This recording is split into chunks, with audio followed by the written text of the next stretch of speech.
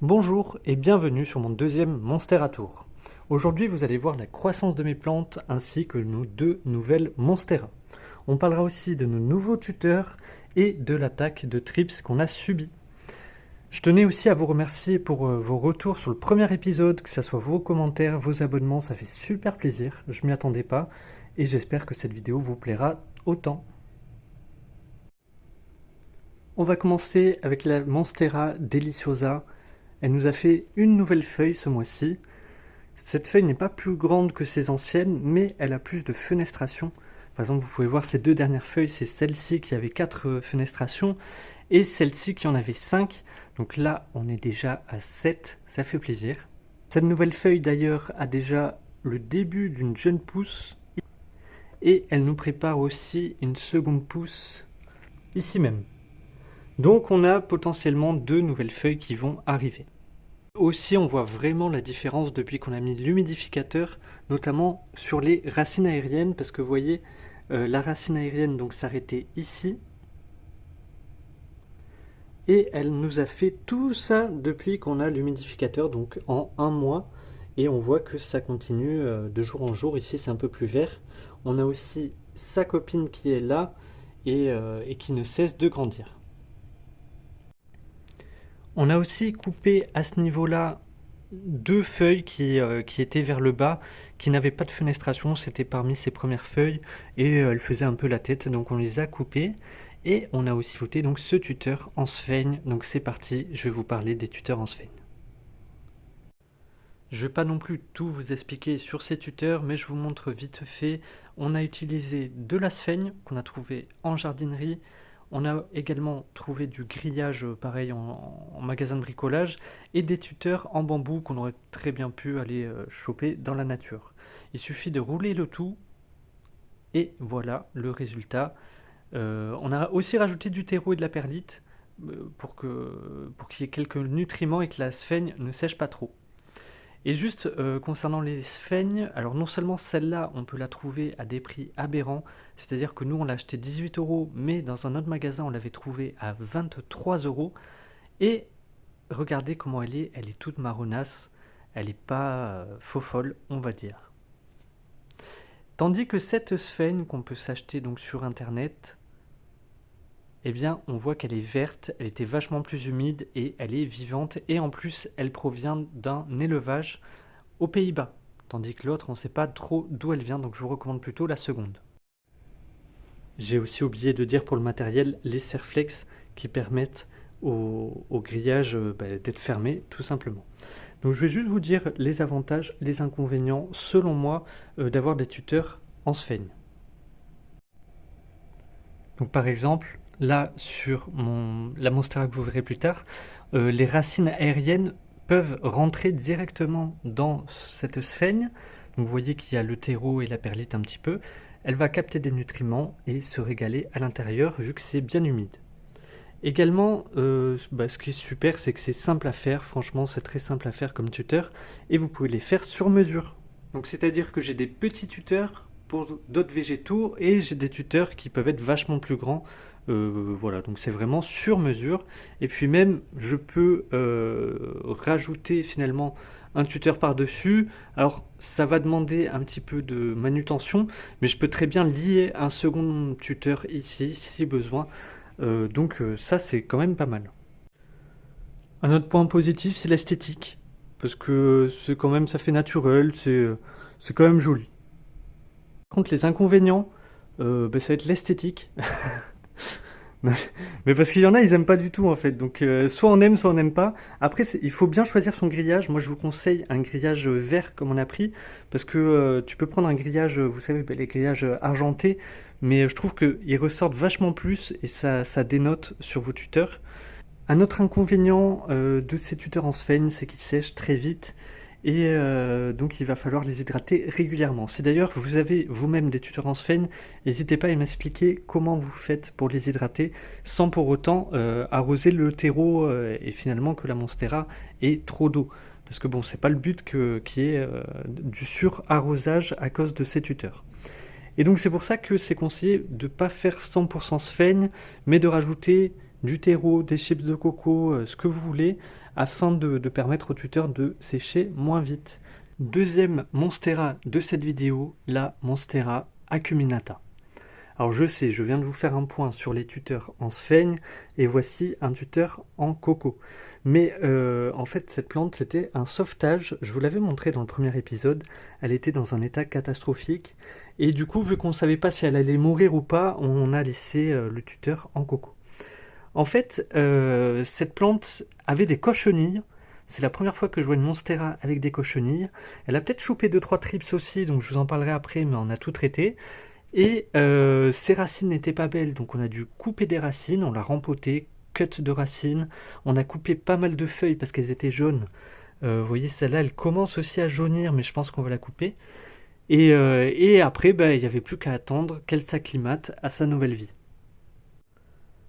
Et justement, je crois qu'elle s'est acclimatée, c'est fini. Les feuilles du haut, vous voyez, elles sont jolies, elles n'ont pas bougé, elles n'ont pas bruni, elles ont plus rien. J'aime bien ça là d'ailleurs, elle a plein de trous, l'acuminata, j'aime bien cette plante.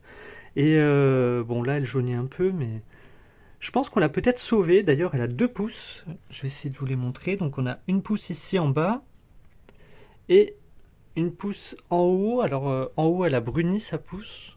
Donc c'est un peu dommage. Mais je pense que ça y est, elle s'est stabilisée. Elle a d'ailleurs un autre nœud ici. Donc je crois que ça y est, l'acuminata va pouvoir faire sa petite vie chez nous. Passons à la Monstera siltepecana. C'est notre Monstera qui grandit le plus vite, que ce soit le nombre de feuilles qu'elle nous fait en même temps et également la taille des tiges qui grandit de jour en jour.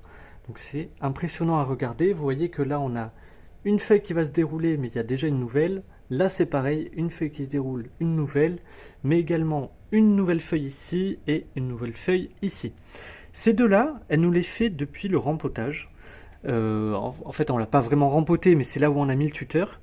Donc c'est assez étonnant. Je me demande si c'est parce qu'elle a perdu ces feuilles-là à cause des chats qui l'a attaqué malheureusement. C'était 2 belles feuilles, mais qui ont été attaquées. Donc est-ce que c'est la raison de pourquoi elle nous fait des feuilles en bas? C'est assez étonnant et je vous recommande vraiment cette variété de Monstera qui est super à regarder évoluer au quotidien. La Monstera siltepecana El Salvador. J'avoue que c'est le même principe que sa cousine, avec des feuilles argentées, tout ça, mais aïe, aïe, aïe, aïe. Franchement, elle est super jolie. C'est une plante qu'on a commandée sur internet à un particulier. C'était une dame qui vendait plein de Monstera sur les groupes, elle avait plein de variétés rares. Et ça, c'était une de celles qu'on voulait absolument. Vu à quel point on s'est attaché à celle-ci et qu'on voit à quel point elle grandit, on s'est dit, go prendre ça à sa cousine, il nous la faut absolument. Vous voyez, cette feuille était totalement fermée quand on l'a reçue, donc c'est cool, elle s'ouvre. On a également rajouté son tuteur, on l'a rempoté également. Par contre, on avait pris la livraison Chronopost 24 heures pour 12 €. Et qu'est-ce qui s'est passé? La plante n'est pas arrivée en 24 heures. Bon, ils ont fait 48 heures, mais j'ai dû les appeler quand même pour leur spécifier que quand tu payes 12 balles, tu as quand même envie de payer un service qu'ils te proposent et que ce service soit honoré, ce qui est tout à fait normal, sinon tu ne proposes pas ce genre de service. Et donc, suite à mon appel, ils ont effectivement un petit peu bougé les choses. Cependant, on n'a pas été remboursé de la livraison. C'est l'expéditrice en fait qui a payé les frais de port pour nous, même si nous on les a rajoutés. Et du coup, c'est elle qui doit faire la demande pour se faire rembourser et que elle nous rembourse. Vous voyez la galère. Donc, je ne vous recommande pas Chronopost. Désolé, c'est une mauvaise pub, mais voilà. Ils avaient qu'à me respecter. Ensuite, cette feuille-là était déjà jaune avant l'envoi, mais pas autant. Donc là, elle continue de jaunir malgré le fait qu'on l'ait reçu, qu'on l'ait rempoté, etc. Donc, pareil, n'hésitez pas à me dire à quoi ça vous fait penser. C'est pas du trips, déjà, commencez pas à me dire c'est du trips. Mais ça ressemble vachement à ce que nous faisait l'acuminata, les feuilles du bas qui jaunissent. Mais du coup, qu'est-ce qu'on va faire? On va la couper, je pense que celle-là, on va la couper. Peut-être que celle-là, si elle commence à jaunir, je crois qu'elle commence vite fait à jaunir. Donc pareil, on la coupera, et puis tant pis, elle continuera sa vie. Ces nouvelles feuilles sont quand même très jolies. Bon, à part qu'elle, elle a un petit point ici, et c'est pareil pour celle-là, malheureusement. Donc je sais pas. Une de mes préférées, et je compte vraiment sur elle pour faire sa plus belle vie et nous faire ses plus belles feuilles fenestrées. Ça va être une dinguerie. Ici, notre Monstera Esqueleto, qui est une de mes préférées, honnêtement. Alors, celle-là, on a écouté les conseils des gens, à savoir, on l'a acheté donc il y a un mois et demi, et on l'a laissé dans son pot d'origine, on l'a laissé tel quel, pour qu'elle s'acclimate. Du coup, elle a stagné. Cette plante n'a pas fait de nouvelles pousses, rien du tout, depuis qu'on l'a. Alors je pense que quand même ces feuilles ont grandi. Honnêtement, je crois que ces deux grandes feuilles ont quand même grandi depuis qu'on l'a, mais pas de nouvelles pousses. Donc maintenant, ben, c'est bon, elle a tout ce qu'il faut, elle a le bon setup, elle est sous la lampe, elle a son tuteur, un peu d'engrais dans le terreau. Donc ben, il n'y a plus qu'à, j'aimerais bien avoir une nouvelle feuille avant l'hiver, parce que c'est vraiment une de mes préférées. Je sais pas ce que vous en pensez, mais je la trouve incroyable. Et pour ceux qui se demandent ça, c'est quand on l'a acheté, en fait, c'est pour ça qu'on l'avait eu un peu moins cher, parce que l'ancien propriétaire l'avait laissé trop proche de ses lampes. Donc ben voilà, on l'a acheté avec ses taches, et elles ne se sont pas propagées depuis, hein, si vous vous demandez, ça n'a pas bougé. La Monstera Indonesian Marble nous a fait une nouvelle feuille, mais malheureusement cette feuille, eh bien, elle a mis très longtemps à se dérouler, et en fait on l'a un petit peu aidé, et on a vu que tout ça c'était marron. Donc un peu déçu de cette nouvelle feuille, parce que bon, on l'attendait avec impatience, et en fait elle est pas jolie, je pense qu'on va devoir la couper. À savoir qu'il y a deux pièces où on fait nos cultures de Monstera, et en fait elle se trouvait dans la pièce où on a eu les trips. Donc elle en a eu aussi un petit peu, on a traité directement, là ça fait longtemps qu'elle en a plus, et du coup on l'a remis là où il fallait, c'est-à-dire humidificateur, lampe à fond. Donc voilà, peut-être ça manque d'humidité, je crois, les gens ils disent, n'hésitez pas à me dire qu'est-ce que vous en pensez. Effectivement, dans notre autre espace de culture, on n'a pas d'humidificateur. Aïe aïe aïe aïe aïe aïe. Et voici les objets du drame, objets du crime, les Monstera taille constellation. Alors, ben, il se trouve qu'elles avaient des trips. Et vous aviez raison dans la dernière vidéo, je vous avais déjà montré celle-ci, et je vous avais dit c'est quand même bizarre qu'elle ait des taches qui ressemblent exactement à ce que vous voyez ici. Et donc vous avez été deux, je crois, à me dire en commentaire, ben, c'est des trips. Alors je les avais identifiés au préalable, mais en tout cas un grand merci à ceux qui m'ont dit ben, des bons conseils en commentaire, vous voyez quand même. Donc ça me sert aussi de faire des vidéos pour avoir des conseils. Et ben, du coup, on les a traités. Alors par contre, je vais vous faire juste un petit plan du magasin où on les a achetés, et vous allez voir que en fait, moi, ma grande théorie, et je pense que c'est même plus qu'une théorie parce que j'ai la preuve en vidéo, c'est qu'on l'a acheté directement avec des trips.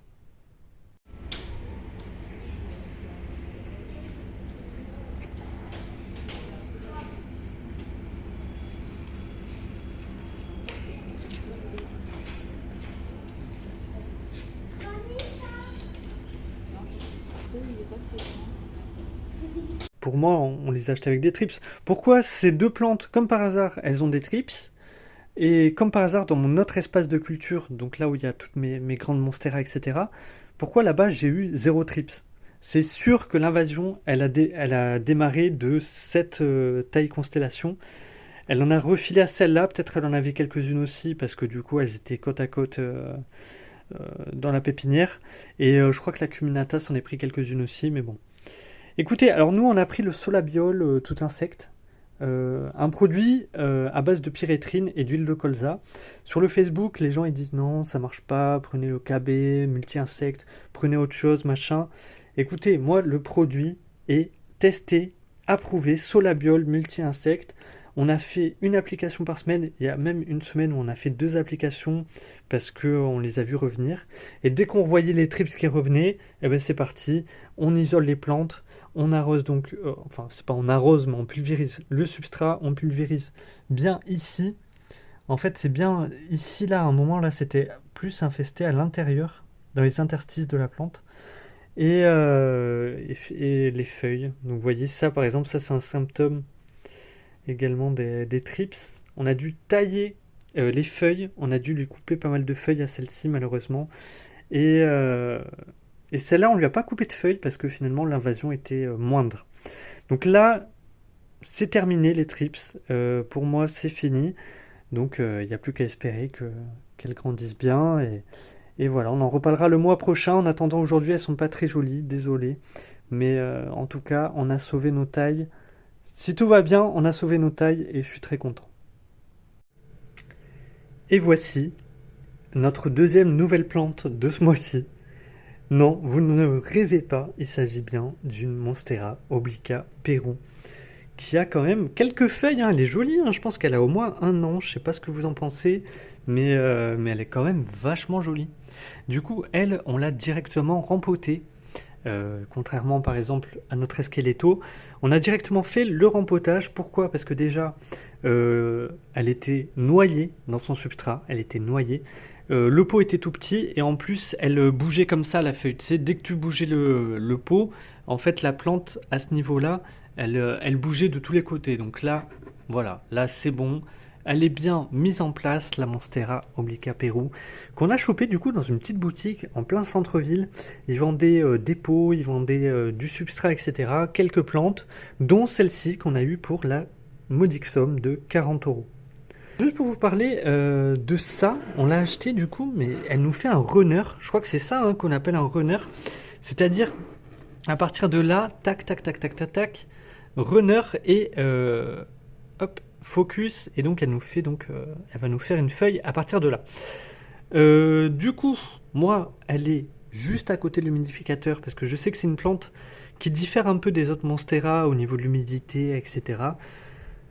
Bref, tout ça pour vous demander qu'est-ce que vous pensez, qu'est-ce que vous feriez à ma place. J'hésite honnêtement à la couper tout simplement là, de la mettre en eau et essayer de la reproduire et essayer d'avoir 2 obliquats. Et je sais pas ce que vous en pensez. Le runner du coup, je l'ai mis pour l'instant autour de mon petit tuteur en sphaigne qu'on a fait maison aussi.